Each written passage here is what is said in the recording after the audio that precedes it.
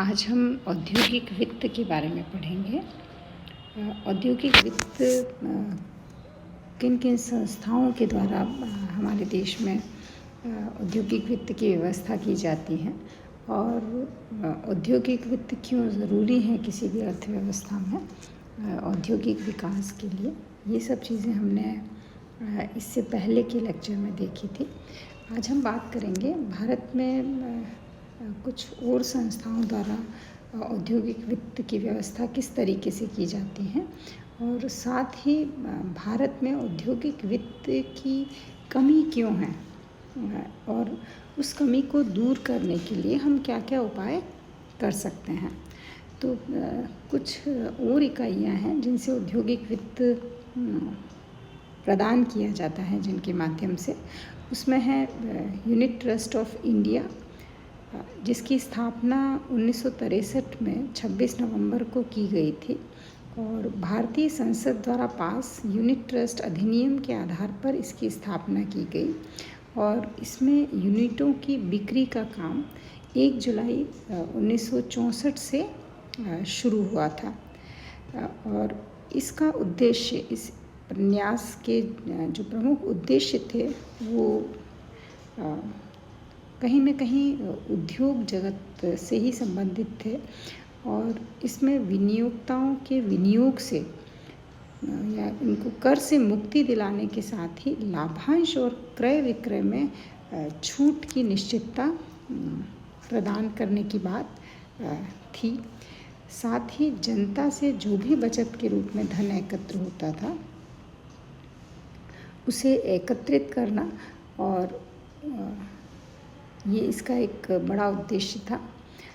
धन को इस प्रकार से अलग अलग उद्योगों में लगाया जाना जिससे औद्योगिक विकास में तेजी आए और इसके साथ ही छोटे छोटे विनियोजकों को इकाई बेचकर राष्ट्रीय पूंजी में वृद्धि करना भी यूटीआई का एक बहुत बड़ा उद्देश्य रहा है।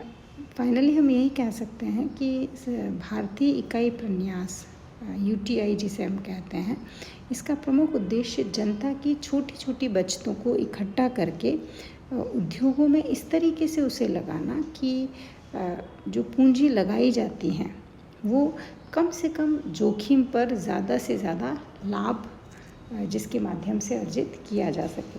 क्योंकि हम देखते हैं कि सामान्य तौर पर आम जनता अपनी बचत को किसी भी ऐसे कार्य में नहीं लगाना चाहती है जहाँ पर जोखिम बहुत ही ज़्यादा हो। तो इस संस्था के माध्यम से जोखिम को कम करने की कोशिश की गई जिससे जो भी रिस्क है वो कम से कम आए ताकि लोग इंटरेस्ट लें इस बात में कि वो अपने धन को औद्योगिक निवेश में लगाएं जिससे औद्योगिक विकास को हमारे देश में गति मिले। इसके साथ ही इंडस्ट्रियल क्रेडिट और investment corporation of India limited यानी आईसीआईसीआई की स्थापना भी की गई जो कि 1955 में भारतीय कंपनी अधिनियम के अंतर्गत की गई थी और एक सीमित दायित्व वाली कंपनी के रूप में इसकी स्थापना हुई थी। यद्यपि इसकी स्थापना का विचार 1953 में विश्व बैंक, भारत और संयुक्त राज्य अमेरिका की सरकारों के प्रतिनिधियों के बीच में आपस में जो बातचीत हुई थी उसी से इस तरीके का एक कॉरपोरेशन बनाने का विचार उत्पन्न हुआ था और इसकी स्थापना का जो प्रमुख उद्देश्य था वो भी कहीं न कहीं निजी क्षेत्र में हमारे देश में औद्योगिक इकाइयों को विकसित करना या उन्हें वित्तीय सहायता प्रदान करना।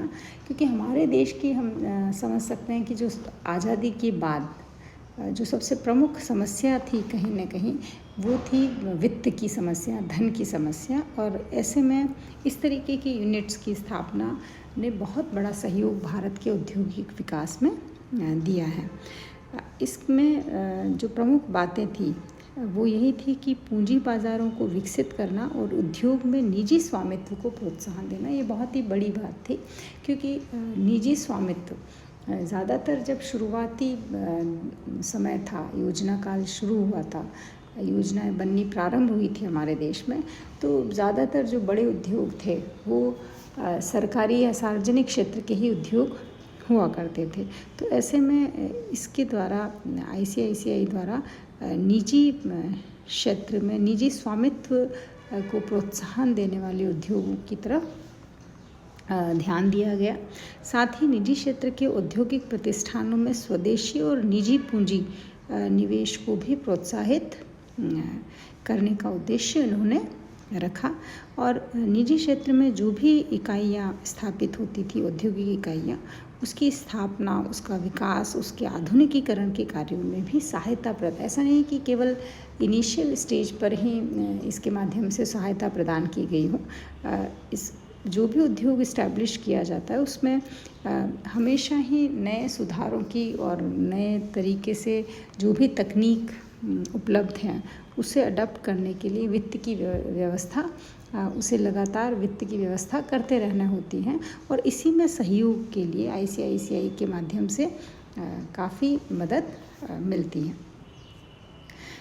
साथ ही जो वित्तीय साधन भारतीय औद्योगिक साख और निवेश निगम के द्वारा प्रदान किए जाते थे, उसमें अंश पूंजी, संचित कोष, भारत सरकार से ऋण, भारतीय औद्योगिक विकास बैंक से ऋण लेना और विदेशी मुद्राओं में ऋण लेना सबसे प्रमुख है। और इन सबके माध्यम से औद्योगिक साख की उपलब्धता सुनिश्चित की गई थी। तो इन दोनों संस्थाओं के अलावा यदि हम बात करें कि भारत में जो भी औद्योगिक वित्त की व्यवस्थाएं कुछ इन संस्थाओं या पिछली वीडियोज़ में हमने देखा, उनके द्वारा जो भी औद्योगिक वित्त की व्यवस्था के लिए जो भी संस्थाएं थी, उन्होंने काफ़ी हद तक भारत में औद्योगिक वित्त की समस्या का निवारण किया। लेकिन फिर भी औद्योगिक वित्त के मामले में हम आज भी हमें देखते हैं तो हमें औद्योगिक वित्त की बहुत जिसे देख सकते हैं कि कमी है कहीं न कहीं। तो ऐसे में कुछ उपाय के बारे में हम बात कर सकते हैं जिससे औद्योगिक वित्त की कमी को दूर किया जा सकता है। उसमें उन उपायों में पहला है बचतों को सोना, चांदी व ज़मीन में लगाने की जो प्रवृत्ति है हमारे देश में। सामान्यतः हर व्यक्ति अपनी बचत से या तो ज़मीन खरीद लेना चाहता है या सोना खरीद लेना चाहता है।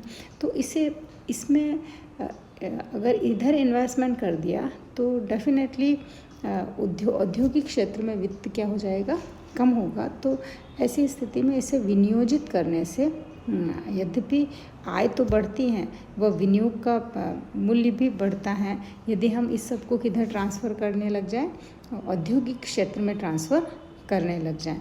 तो इस प्रयास को किए जाने की ज़रूरत है। साथ ही औद्योगिक वित्त की कमी को दूर करने के लिए बचतों में वृद्धि करने की भी आवश्यकता है, क्योंकि कीमतों को यदि हम नियंत्रित कर पाए तो ऐसे में बचतें होंगी ज़्यादा। और यदि बचत होगी तो तब वही हिस्सा, आय का वही हिस्सा, यदि बचत का हिस्सा ज़्यादा है तो ऐसे में डेफिनेटली विनियोग भी क्या होगा, बढ़ेगा। साथ ही सरकार को प्रत्यक्ष कर कम करने चाहिए ताकि बचत प्रोत्साहित हो और पूंजी विनियोग के अवसरों को बढ़ाया जा सके। प्रबंध कौशल में कमी के फलस्वरूप औद्योगिक संस्थाएं कई बार घाटे में चली जाती हैं, जिससे औद्योगिक वित्त को प्राप्त करने में कठिनाई होती है। क्योंकि यदि जिसे हम देखते हैं कि मान लीजिए मैनेजमेंट अच्छा नहीं है किसी भी इंडस्ट्री का, तो भले ही इन्वेस्टमेंट है अच्छा, बहुत बेसिक इंडस्ट्री है वो बहुत ही, लेकिन फिर भी यदि मैनेजमेंट अच्छा नहीं है तो वो इंडस्ट्री कहाँ चली जाएगी, किसी स्थिति में पहुंच जाएगी, घाटे की स्थितियों में पहुंच जाएगी। तो ऐसे में सभी निवेशक हतोत्साहित होते हैं। तो अगर इस तरीके की स्थितियाँ नहीं आए, अच्छा मैनेजमेंट हो औद्योगिक क्षेत्र में, तो उन्हें औद्योगिक वित्त प्राप्त करने में कठिनाई नहीं होगी। देश में औद्योगिक वित्त की कमी का एक बहुत बड़ा कारण ये भी है कि लोग उन चीज़ों में पैसे लगाते हैं आज भी जिसमें बचतें पूंजी का रूप नहीं ले पाती। यदि सोना खरीद लिया जाता है तो ऐसे में वो एक स्टैटिक वो बन जाता है।